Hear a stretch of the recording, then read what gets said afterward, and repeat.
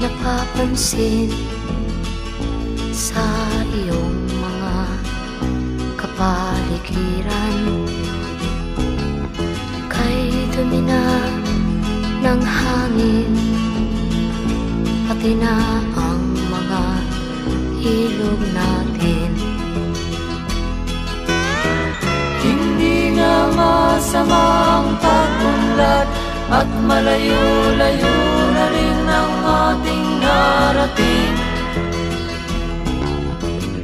Ngunit masdan mo ang tubig sa dagat, dati kulay asul, ngayon'y naging itim.